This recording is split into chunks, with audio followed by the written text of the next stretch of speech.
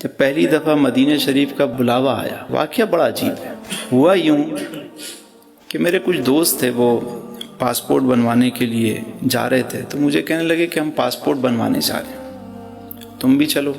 میں نے کہا چلو جی، میں بھی چلتا ہوں۔ پاسپورٹ پہلے وہ مینول بنتے تھے، بس تصویر لگائی، ٹھپا چھپا لگا کے ہوتے دیتے تھے، بڑا ایزی تھا۔ یہ 94 کی بات ہے، اس وقت میں جاب کرتا تھا۔ تو کچھ دنوں کے بعد پاسپورٹ بن کے آیا، تو میرے دوست کو میں نے کہا کہ یار تم جاؤ گے تو میرا بھی اٹھا لینا۔ کچھ عرصے بعد اس کی کال آئی، کہنے لگا کہ تمہارا ویزا لگ گیا ہے، مبارک ہو، مدینہ شریف کا، تو تیاری کرو۔ پہلے ہم بغداد شریف جائیں گے اور پھر وہاں سے ہم مدینہ شریف جائیں گے۔ رمضان کا مہینہ ہے، پورا مہینہ وہیں گزاریں گے، اور 30,000 روپے کا خرچہ ہے۔ کتنا؟ انتظام کرو۔ اب میرے پاس 1 روپیہ بھی نہیں، اس مد میں کوئی میں نے جمع کیا ہوا۔ میں جب آفس پہنچا، بیٹھا ہوا ہوں، شاہ صاحب کبھی رو رہا ہوں، کبھی ہنس رہا ہوں۔ اب وہ جو میرے کلیگ تھے، وہ آئے، کوئی دیکھ کے جا رہا ہے، کوئی یہاں سے دیکھے، کبھی یہ رو رہا ہے بیٹھ کے، کبھی ہنس رہا ہے خود ہی۔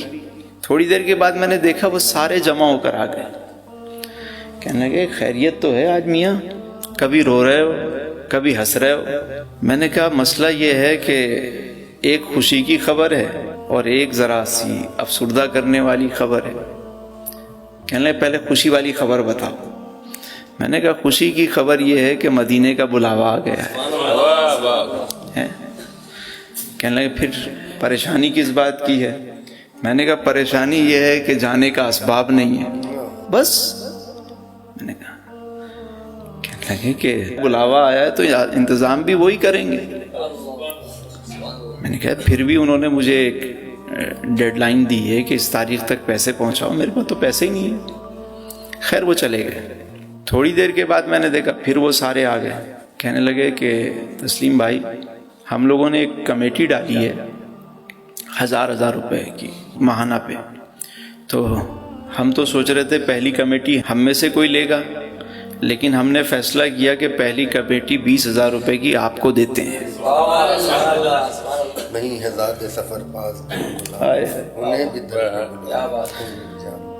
کہاں کا منصب کہاں کی دولت، قسم خدا کی یہ ہے حقیقت، جنہیں بلایا ہے مصطفیٰ نے وہی مدینے کو جا رہے ہیں۔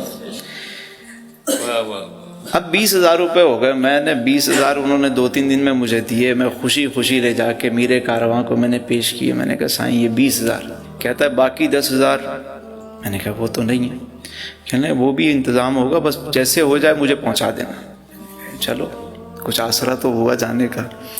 اب دل مطمئن ہو گیا، اب تیاری شروع کیا کرنی، خوشی میں نیند نہ آئے، مطلب بس رات کو بھی وہی سپنے وہی چیزیں کہ بس جا رہے ہیں۔ جس دن روانگی تھی تو وہاں میرے دوست یار آئے، سارے جمع ہو گئے، سب کو پتہ چل گیا بھائی۔ ان دنوں تو مطلب مدینہ شریف یا حج پہ جانا مطلب اس طرح تو قافلے نہیں بنتے تھے کہ جیسے اب ماشاءاللہ ہر کم لوگ جاتے تھے۔ تو وہ ہوا یوں، جب میں جانے لگا، چونکہ پہلے بغداد شریف جانا تھا تو ہم نے کپڑے پہنے ہوئے تھے، احرام پہنا ہوا نہیں تھا، تو میرے ایک دوست نے میری جیب میں کچھ ڈال دیا۔ میں نے کہا کیا ہے؟ کہنے کچھ نہیں بس خیر ہے۔ میں نے کہا ٹھیک ہے۔ ایئرپورٹ پہنچے تو میرے ایک بھائی صاحب ہیں، انہوں نے میری دوسری جیب میں کچھ ڈالا۔ میں نے کہا کیا ہے یہ؟ کہنے کچھ نہیں بس ٹھیک ہے۔ اب میں جب اندر گیا ایئرپورٹ کے، امیگریشن کا سارا پروسیس کمپلیٹ ہوا، میں جا کے بیٹھا، تو میں نے جا کے جب سارے کام سے فارغ ہوا، میں نے کہا جیب میں دیکھوں تو صحیح کیا ہے۔ ادھر ہاتھ ڈالا تو یہاں سے 5,000 روپے نکلے، اور ادھر ہاتھ ڈالا تو یہاں سے 5,000 روپے نکلے۔ 20 پہلے مل چکے تھے، 5 اور 5 30 پورے میں نے اٹھائے، خوشی خوشی۔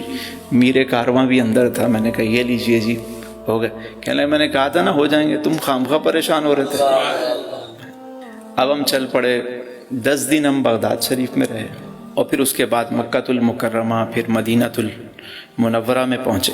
ماشاءاللہ بڑا رمضان کا مہینہ، سحری افطار، شب و روز گزر رہے ہیں، پہلی حاضری تھی بس۔ اب آخری 2 دن رہ گئے قافلے کو واپس آنے کے لیے۔ ہوٹل میں نا سب ایک ہی کمرے میں سوتے تھے، یعنی سارے گدے بچھا کے۔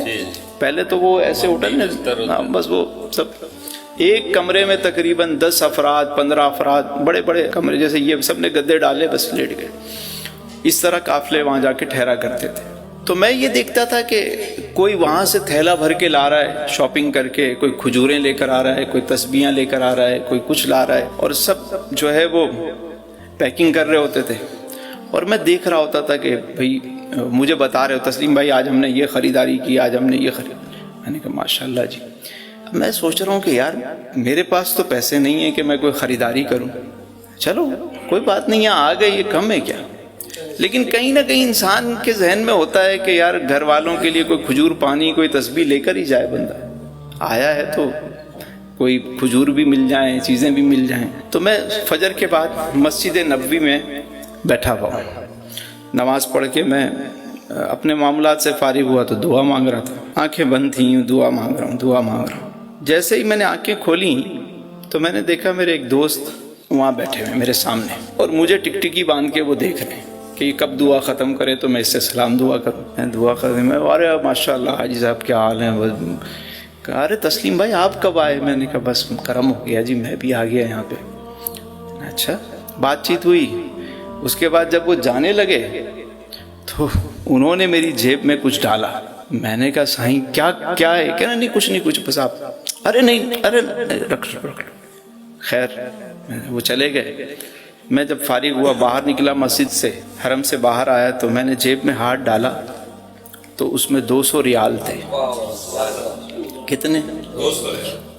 میں نے گنبد کی طرف دیکھا اور میں نے کہا واہ بات سونا، منگتے خالی ہاتھ نہ لوٹے، کتنی ملی خیرات نہ پوچھو، ان کا کرم پھر ان کا کرم ہے، ان کے کرم کی بات نہ پوچھو،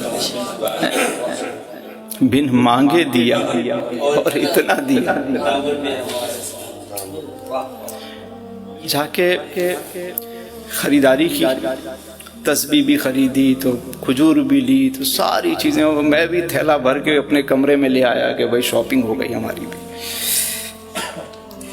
اب اس سے آگے کی بات سنیں، شاپنگ بھی ہو گئی، بغداد شریف بھی، مدینہ شریف کا سفر بھی ہو گیا، سب چیزیں ہو گئی، اور مدینہ کی جدائی اپنی جگہ کے قافلہ جو ہے، جب ہم واپس ایئرپورٹ میں آ گئے، سارے معاملات سے فری ہو گئے، تو میر کارواں نے کہا کہ بھائی سارا حساب کتاب کرنے کے بعد فی کس پر پرسن 2700 روپے جو ہے وہ بچے ہیں، تو جو لینا چاہتا ہے وہ لے لے، اور جو نہیں لینا چاہتا تو کسی بھی کار خیر میں ہم اس کو استعمال کر لیں گے۔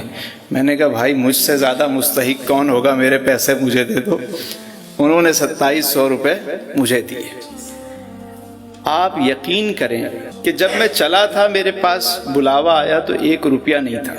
میں جب مدینہ شریف سے واپس آیا تو میری جیب میں پیسے بھی تھے، خریداری بھی کی، سارا سفر بھی، اور اس کے بعد وہ دن ہے اور آج کا دن ہے، وہ دن ہے اور آج کا دن ہے، کبھی کسی سے مانگنے کی ضرورت نہیں پڑی۔ بن مانگے ملا اور اتنا ملا کہ دامن میں ہمارے سمایا نہیں۔ بس حضور سے سچی محبت رکھیں، وہ اپنے غلاموں کو کبھی تنہا نہیں چھوڑتے۔ بے شک فریاد امتی جو کرے حال زار میں، ممکن نہیں کہ خیر بشر کو خبر نہ ہو، واللہ وہ سن لیں گے، فریاد کو پہنچیں گے، اتنا بھی تو ہو کوئی جو آہ کرے دل سے۔